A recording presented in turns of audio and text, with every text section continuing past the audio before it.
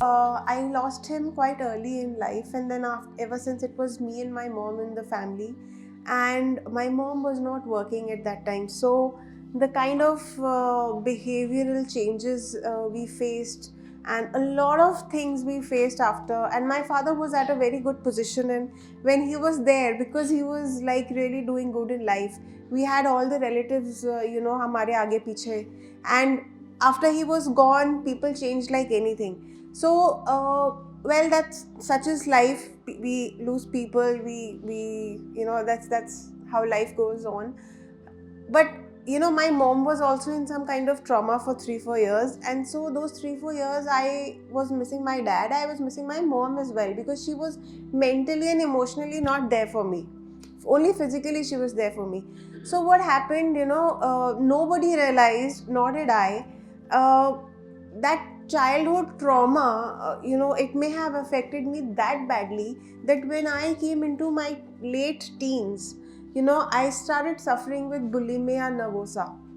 If some of us know about it, it's about, you cannot digest food, and when you eat, you intentionally puke.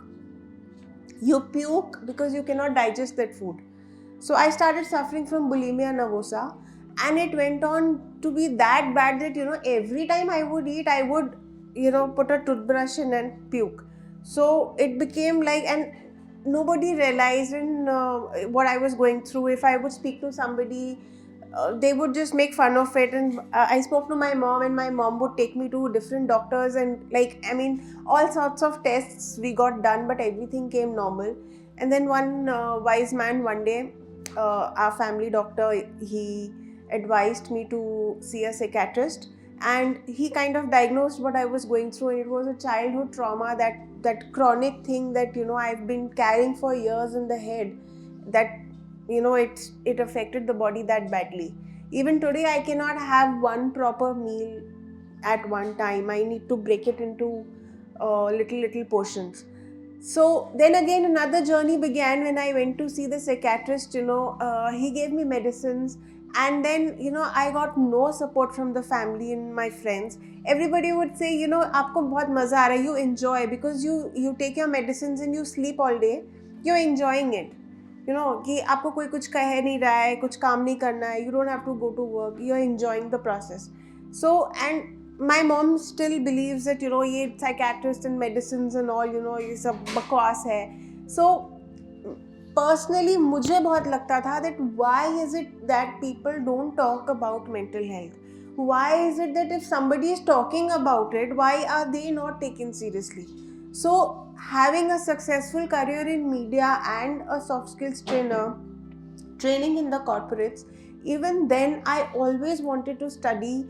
I would go around counseling people. If I would see somebody जो कुछ ऐसा, anybody around, family में बच्चे हो या कोई हो, तो मैं उन्हें अगर कुछ advice देती थी तो कोई seriously लेता नहीं था, because I was not certified at that time. So जब मुझे when I got certified as a counselor from Counsel India, so now when I tell people, talk about things, get vocal about your feelings, now they take me seriously. But my mom still doesn't take it seriously. She still feels that going to a psychiatrist and having medicines is something like, हमारे घरों में ये सब नहीं होता.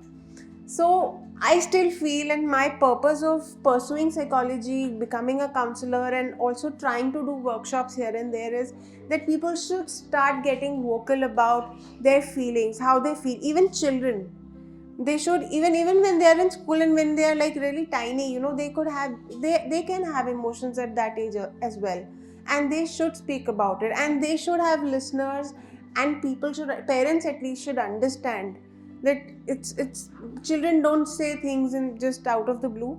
They can be really sensitive, and they can have emotions, and they even can express. So छोटी छोटी बातों में वो बहुत बड़ी चीज़ें कह जाते हैं. So that was my purpose of joining Counsel India, and I was very grateful to the entire team. They've been very supportive.